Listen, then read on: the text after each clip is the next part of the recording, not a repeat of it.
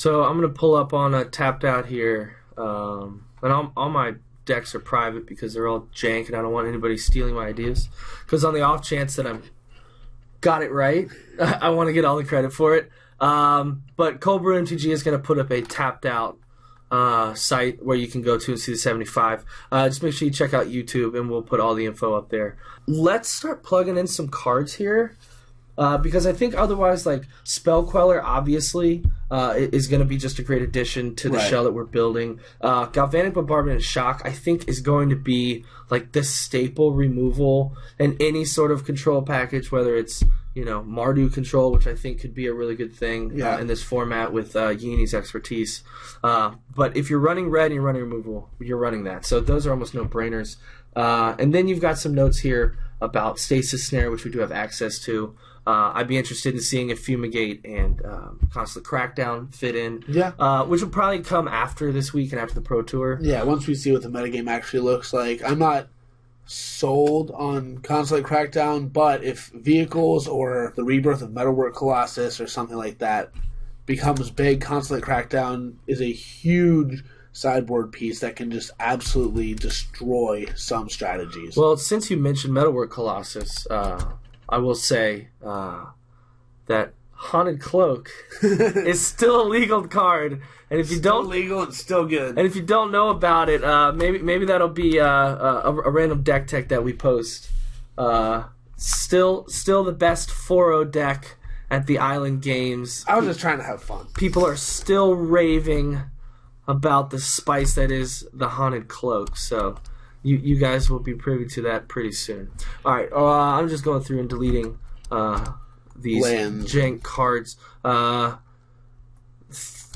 Inspector, I'm going to write down here as a question, just because of Metallic Rebuke. Yeah, that was we were kind of going an artifact theme for a while last night amongst the brews.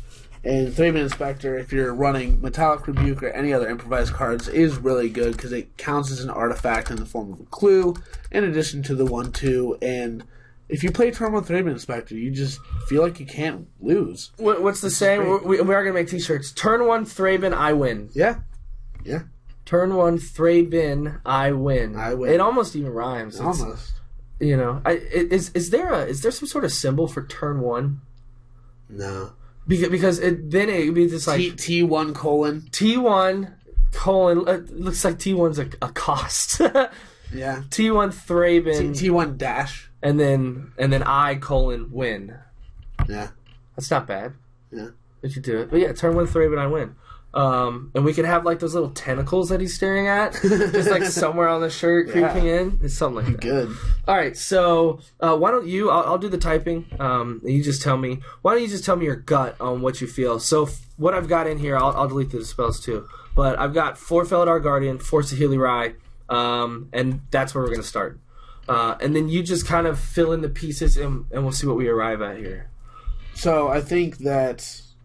I'm honestly not sold on running a playset of each, but that can be stuff that we can take off if there's spots that we want to play later on. I think for the exercise, if it's a combo deck, it's a good place to start. It's definitely a good place to start. Sure, okay. I think the best form of disruption that we have is Spell Queller, and I think that it would be a mistake to play less than a playset. Sure, and I think at the 3-drop slot, it's probably one of the most efficient cards we can play. Absolutely, and it keeps us playing at instant speed early, which is very important if we're keeping our opponent off track. Right, draw go in my notes here. I have I asked you about curve. You said efficiency, and playing a draw go is more important than hitting curve. So good. Also on there, we need ways to find the combo. I will start with a playset of Anticipate and Glimmer of Genius, expecting to cut some of them later on. Sure. But that's when we were brewing the you missed the T. What? Anticipate is not a word? Anticipate is not a word. Or a card? No. You're lying.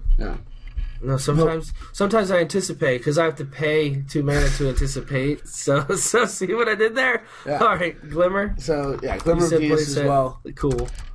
This is where we started when we were building the Jeskai Control deck, and I think we ended up shaving some number. I think we went down to 3 Anticipates. It was 3 Anticipates, which seemed fine. We started at 4 because that's where you want to be. You're selling out. You're getting your 4 ofs. I think that's great. A playset of Galvanic Bombardment. I don't think shock is entirely where we want to be, since I think the mode to the face is going to be a lot less relevant than it is in the modern version with Lightning Bolt. Right. And so the ability to get more value off the second galvanic bombardment is important.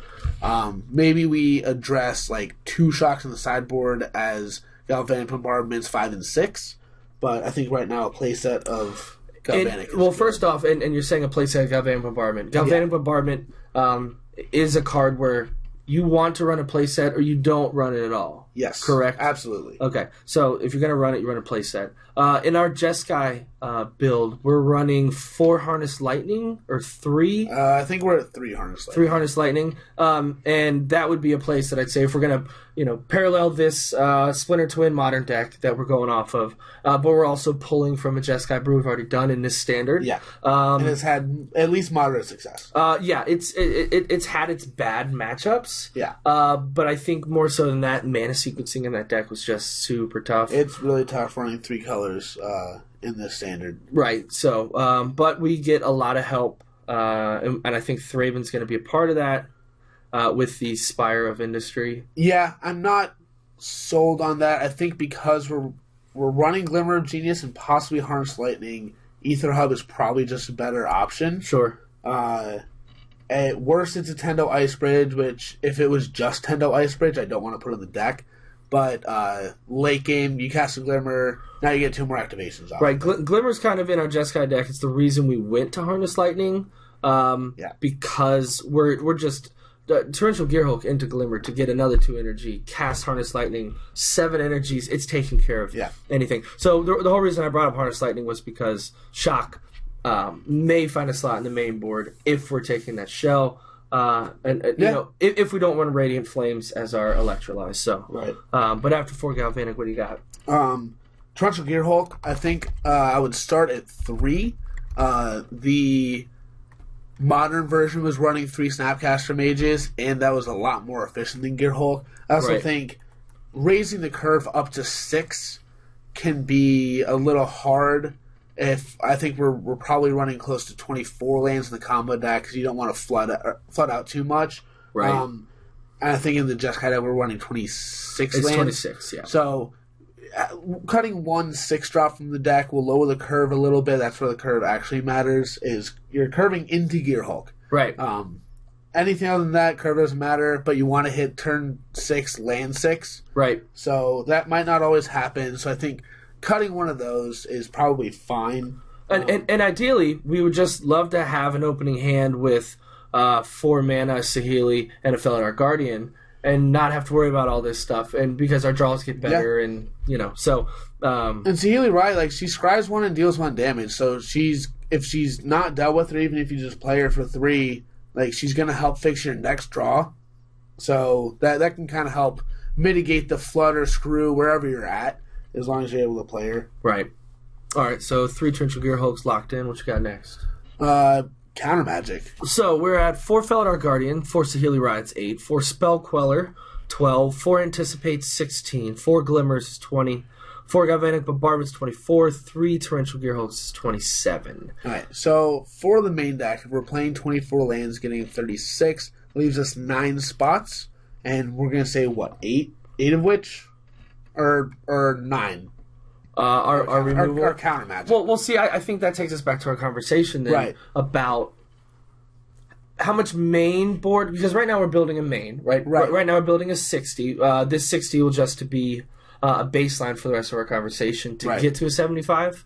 But how much interaction are we worried about? I mean, Unlicensed Disintegration is still a card. Yes. Murder, I don't know if it's going to see that big of a rise. I mean, I really like casting Yahini's Expertise on turn 4, casting Grasp or Murder underneath it, just to take care of a bigger threat.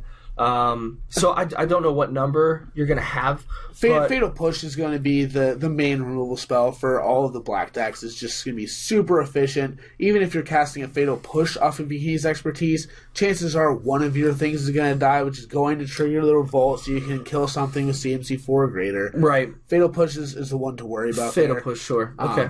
And that's going to be efficient for them, too. Super efficient. Yeah. Absolutely just one of the best. If it's not replacing Grasp of Darkness, it's going to go alongside it very, very well. And any deck that wants to run more than 4 removal spells. Sure. Which is most decks. Even if you're on the aggro spectrum, you're going to want more than 4 removal spells generally. It's the reason we saw some of the Marvel decks start running blue. So that they could interact with interaction. Right. They're running Ceremonious or Negate out of the sideboard. Right. So because even they had to deal with Copter. Yep. So Emrakul goes suck it. Yep. Exactly. You're both band together. All right. So if we have 9 slots left, and you're saying you don't want 4 dispels, which I totally agree with because we don't just want to protect our combo. And we're not going to have, obviously, is protecting Spell Queller going to be a priority? Basically, we're not going to play Spell Queller at the end of the turn for no value if we don't have to because it's not a win condition. Now, given the right matchup in game 2 or 3, why not? Yeah, maybe you just want to apply pressure. Right. But that's not the idea behind the card. So then is protecting the combo and protecting Spell Queller, are these important things?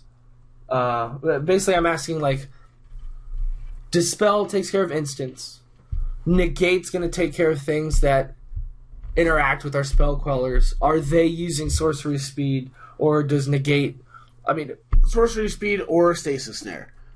Stasis Snare is one of the hardest cards to interact with in the format because it's played at instant speed, but you can't dispel it. But Fragmentize, Nate! Fragmentize! It is Sorcery Speed. I know. I got you. Don't worry. You know what? You probably want some in the sideboard because it gets rid of a lot of things. It gets rid of Heart of Kirin and the Aethersphere Harvester and all this sort of stuff, as well as Stasis Snare are always watching. But not Constantly Crackdown. Does not get rid of Constantly Crackdown. They costed Constantly Crackdown perfectly. Yes, they did. But they also printed Decommission. Yes. So, fair enough. So, Negate is good. Dispel is good, main board. Do we push the envelope and say we're a control deck? Disallow should be at least a one of in the main board. I like at least one Disallow main. I also like the idea of running main board Revolutionary Rebuff. I think it's a good main board card to have, and you side it out aggressively if you see a bunch of artifacts. But I think it's a good main board option. Without Copter, most of the things that you're going to try and hit on turn 2 are going to be affected by it. You're not going to be able to hit a Heart of Kirin, but you can still Revolutionary Rebuff their creature that they need to crew it or their Planeswalker that they need to crew it, and you don't feel bad about it because those are often going to be real cards that you're countering, as opposed to you play Copter on turn 2, you can't rebuff it. They play a 3-man Inspector turn 3. Do you really want to rebuff that? Because they're going to be able to pay 2 more mana for it anyways. Sure. And so because Heart of Kirin's crew cost is 3, they're going to have to play an actual card to be able to crew it. Right. Or they have to play a Nissa or a Gideon to be able to take the loyalty counter off to crew it, which is also an actual card. So I think rebuff is very live in those type of matchups. And you know what? If they're playing just red-white vehicles and they're running playsets of the Aethersphere Harvester or Heart of Kirin or even Cultivator's Caravan is still really good. Right. You board it out. You bring in your negates because that takes care of everything. Start your engines as a sorcery, right? Start your engines as a sorcery. It's coming, man. Yes. It's coming. Yes, that is a sorcery. Still gets rebuffed. That's one of those Saheeli cards, right? There wasn't enough good vehicles to run in what's the name of the Kaladesh? Yeah.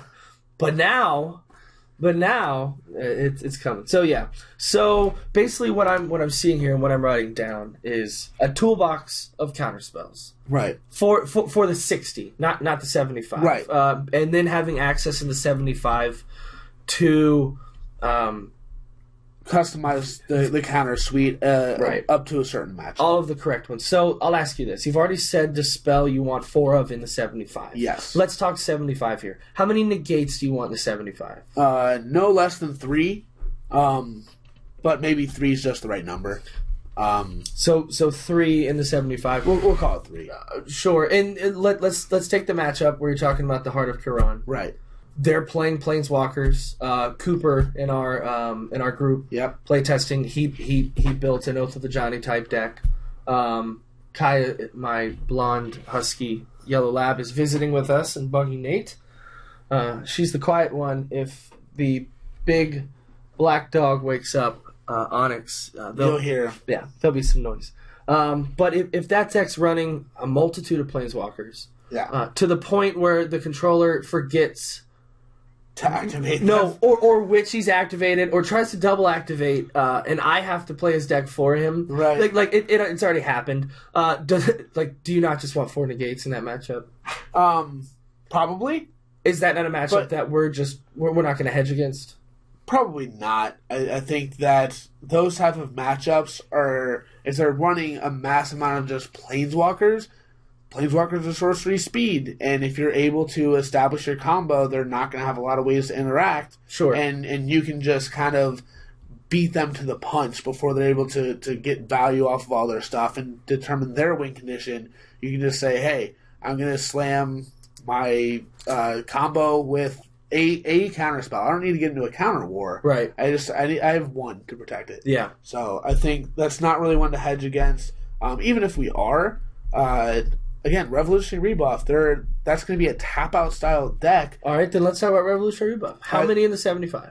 I say 2, and I think that they should be main board. How do you come up with these numbers? And that's a very serious question. It's a lot of instinct. Okay. I think that 2 is a very weird number because I think one-ofs are good. Are you saying 2's an odd number? It's actually even, Nate. Is that why you chose weird? Yes. Okay, all right. Weird. So it's a weird number. Continue. It's a weird number. Okay. Because if you're... Generally, a lot of people is like 4 or 0 is a baseline to start with, especially with something like Galvanic Bombardment. If you want to see it often, but you don't necessarily need to see it every game, you generally go to 3. Mm-hmm. If you want to see it some part of the time, but it's not absolutely necessary, maybe you run it one of. A lot of times for threats or silver bullet type cards, one-ofs are perfectly fine. I think Revolution Rebuff is ultimately just in between there. Like, I want to see it. It's going to get some sort of value a lot of the time, but it's not going to be great any of the time, I don't think. So I think 2 is a decent number to have. It's a very medium card most of the time, and it does its job, but it's not going to be super impressive that I want to see it in every matchup. So just referencing Antonio Del Moral Leon's winning deck from Fate Reforged in Modern, he's running 1 Dispel. Right. And that's basically what you're saying here. It doesn't have to see it. Wouldn't mind seeing it. Basically he's running a toolbox of the counter spells here. Cryptic Command being a toolbox in and of itself. Yeah. Even that's only a 2 of. But he is running 4 Remand. And again, like we were talking about with Electrolyze, it says draw a card on a counter spell. It says draw a card. So it's not a hard counter spell, but right. It's just tempo. But oftentimes, so I think that deck was much more able to disrupt its opponent with its counter pieces. The curve that made so many opponents to Blue-Red Twin mad was the turn 3 pass, end step, tap your land, or upkeep, Flash and Pestromite, tap your land, so you only have access to 2 mana, and then untap, cast your Splinter Twin and win, and you're not going to be able to do anything about it. Right. Our combo piece doesn't have that type of disruption. There's other value to it, but it's not like that. So if you're able to just remand something, that tempo is often going to be good enough to just get you there. Right. Time walking your opponent and drawing you a card a lot of the time. Right. Is very good. Okay. So I mean, if we go off this deck, the Blue-Red Splinter Twin deck, it basically shows us that even he was running a toolbox within a control shell. Yeah. Obviously with the removal pieces we talked about as well. So counter spells, 4 dispels in the 75, 3 negates in the 75. 2 revolutionary rebuffs in the 75. Leaves us with disallow and summary dismissal, as you've mentioned, as cards that we can think about. So what do you think for numbers there? Summary dismissal is somewhere between 1 and 3. A summary dismissal is strictly a sideboard card at this point of us brewing this deck? Yes. Okay. Yeah. definitely a sideboard card. Okay. And I would be more willing to sit on. I think 4 total between summary dismissal and disallow is where I want to be.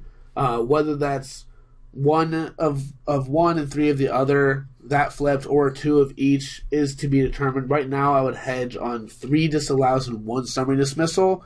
Disallow having the same utility without being all encompassing, but cheaper is probably better. If Eldrazi is a thing, whether that's Ulamog or World Breaker, yeah, or something like that. Yeah. Reality Smasher, but Cast Trigger. You're right. Thought Not Seer. Thought Not Seer is an ETB. Okay. So, it is an ETB. Yeah. Why? That's a funky one. Yeah. That one always throws me off. Yeah. Okay. It's great with Panharmonicon. I did that. That's super good. Okay, so if we're saying 4 Dispel, 3 Negate, 3 Disallow, 1 Summer Dismissal, 2 Revolutionary Rebuff, that's 7, 10, 13. We're looking for 8 slots. So 8 out of 13, that means 5 straight to the sideboard? That's a lot. It's definitely a lot. 8 in the main board is a lot? No, the 5 in the sideboard. Dedicating a third of your sideboard to counter magic when you already have a lot, that just seems like a lot. These are your numbers. I know they're my numbers. I'm looking at them now going, I don't know if that's right. Well, that's fine. And again, and I think just to explain to the audience, this is why you do a 75. Yeah. Because then you start saying, well, do I really need to see, and my eye immediately goes to, do I really need to see, 3 Disallow, 4 Dispel if I'm running the gates, things like that. Yeah, and I think that's ultimately right, and I think I would shave at least 1 Disallow out of the 75 and go to 2. Okay. And then it's a matter of shaving 1 Negate or 1 Dispel. I think I actually just lean on a Dispel. Because I think in the matchups where you want it, 3 is probably going to be enough because you're still keeping in Negate. That's probably better. That cuts it down to 13 total. No. Is it also better, like, Dispel? That's really our don't stop me from going off card. Right. Right? Because it's efficient. It's at 1 mana. So holding that and wanting to play it in multiples probably won't happen. Especially if we're playing in a control shell, we can go the long game. Right. And we can wait till we have the 1 Dispel in hand to then say, now's the time, and hold it up. So, like, casting multiple Dispels a game probably isn't in our game plan. No, like, maybe 2. If you're running against, theoretically, a blue-red Dynavolt type list where where you go to combo, they try to stop it with a shock, you dispel it, they negate your dispel, and you dispel that. Right. Sure. That's probably, it's a super French situation where it'd be good, but at that point, you might be able to just dispel into negate. So the other one that we're ignoring, and probably for good reason, because Copter's out of the format, is Ceremonious Rejection. And Ether works Marvel without Emrakul. The 2 big artifacts. Should that have any consideration? Not right now. Okay. I ultimately don't think they're going to be a big part of the format. I think that if they do become a big part of the format, Did you call it a farmat? Farmat. A farmat. Yeah, farmat, like farmer. Like farmers, Yes. like format is a farmat? Yes, like, farmat. Is that a new thing? It's not. Standard? It was me not being able to talk well. So like if I walk into Island and I just announce and say, everybody welcome to the new standard farmat, they'll all know what that is, right? No. Okay. So I don't get royalties off it? No. All right, fine. You don't. We can coin it, though. All right. Dude, we can have Cold Brew MTG farm mats. Cold Brew, yo, you're giving away too much stuff now. I'm going to have to edit that out of the podcast. Cut it. It's fine. Farm mats. Farm mats. Oh, no way. For my caravan of cultivators. Yes. Oh, I love you guys. Yeah. All right. So I think if we're worried about Aetherworks Marvel or vehicles, the Revolutionary Rebuffs just become Ceremonious Rejection. Okay. Because they do the exact opposite of each other. Obviously. There's a little bit more utility with Ceremonious. You can counter a Transgress the Mind. You can counter actual Ulamog, not the cast trigger, but the creature itself, or any of the other Eldrazi, Void Shatter, etc. Yeah, I was going to say Void Shatter and Spell Shrivel come to mind as But I think those spells ultimately get outclassed by respectively Disallow and Metallic Rebuke. Yeah. If Blue White Flash is still a deck, they're probably going to turn to Disallow.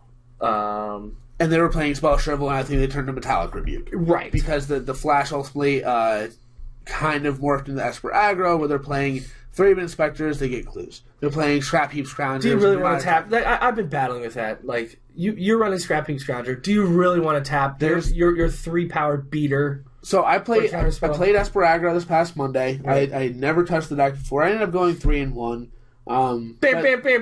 Yeah. But there were so many matchups where they're just sitting with the Thalia on board, and like I know that Scrap Heap can't block, but I'm not going to just suicide into Thalia. Sure, yeah. So being able to get a small amount of value when you want to counter something else is probably fine. That's true, and I've been on the fence about it too, because it is, and I play with Scrap Heap in the Delirium deck when I forced it to be an aggressive deck because I was just pissed off with it. But yeah, there were times where, I mean, suiciding your Scrap Heap with open mana sometimes, but more often than not, they block it the way they're supposed to. You were playing Blossoming Defense, so I mean, there's stuff that you can hold up. I'm playing Esper Aggro. There's nothing you're not holding up. I'm doing. So giving your Scrap Heap late game some utility, right, isn't bad. Sure. When at worst case, it's Spell Shrivel, but they have to pay 1 less mana. I think if you're in the case where they have 3 or 4 open mana, I'd rather just not have it anyways, because they might just let it get countered and cast something else. Sure. So I think that the difference in that 1 mana is not enough to offset the ability to possibly cast it for 1 mana. So well, and that's the thing. You go all the way down to 1. But, trick question. Mana Leak is greater than Spell Shrivel, true or false? True. Okay, it wasn't a trick question at all. You pass, yeah. Yeah. If you have the option to run Mana Leak or Spell Shrivel. You absolutely run Mana Leak. You absolutely run Mana Leak. Except if you're running Corrupted Crossroads, then you can't cast Mana Leak off Corrupted Crossroads. That is true. So Spell Shrivel is better in a deck that runs Corrupted Crossroads. Yes. I've broken the meta. Whatever deck that is. Once again, I've broken the meta. Yes. That's all I do, bro. All right. Tell me when those farm mats get printed. Yes. I want to order 2 of them on pre-order. It's going to be grass. All right, so where we're at with the counter toolbox. 3 dispels in the 75, 3 negates in the 75, 2 disallow in the 75, 1 summary dismissal, and 2 revolutionary rebuff. If my math is correct, that is 11. If we want 8 in the main board, that's 3 in the sideboard. Are you okay with that number? I'm okay with that. I also think we have 9 spots left in the 60. We have 9 spots that we're trying to... So I actually think 7 is probably an okay place to start because, as we discussed last night, I like running Fumigate, and I know we talked about Radiant Flames as the electrolyze of the crossover, but I think you made a good enough point that I am off that concept. I don't think it's close as it is. Maybe there's room for it against super aggressive decks that a turn 3 board wipe is what you want, but Fumigate is just the best reset button in the format. Being able to just wipe your opponent's board and gain some life and just say, we're playing a new game now. I don't care if I'm at 8 life and you're at 20.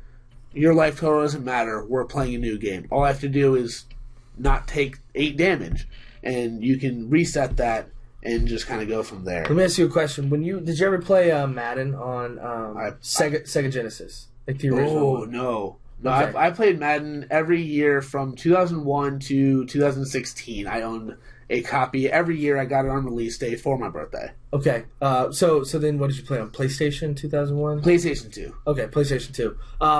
There were reset buttons on those machines, right? Yeah. I played, yeah. I mean, I played second gen. Okay. I just didn't play Madden. You played Madden, sure. I played Sonic and Contra. Okay. But those were 1-player games. Did you ever play a 2-player game on Sega against somebody? That's why I brought it Madden. Yeah. All right. Did you hit the reset button, or did you just pull the cartridge out?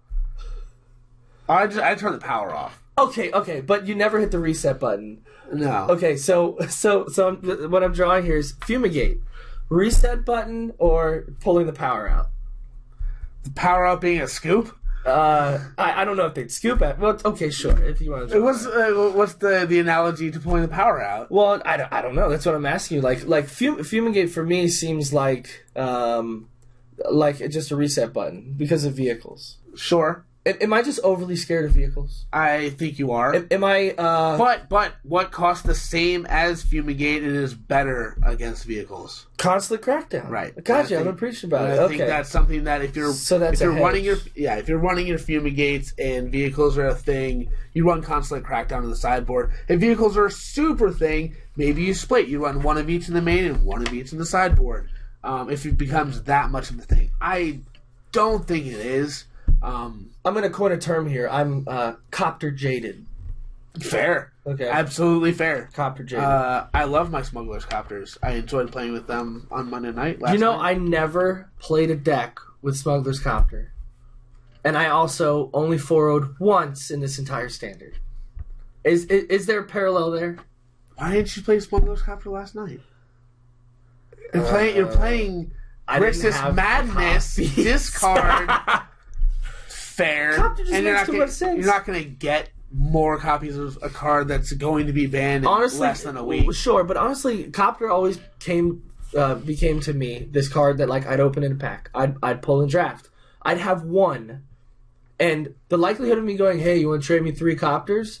to the likelihood of, "Hey, you want a Copter?" Yeah. So I always traded away my Copters. That's fair. I pulled one very early in the format, and then one of my old somebody I used to play with back in the day was selling his standard collection to move and gave me a really good deal on them. They were about $10 a piece that I bought them for. And they were, 15 at the time? They were 15 at the time. And even then, up until they got banned, they were probably about that. So what are they now, 4?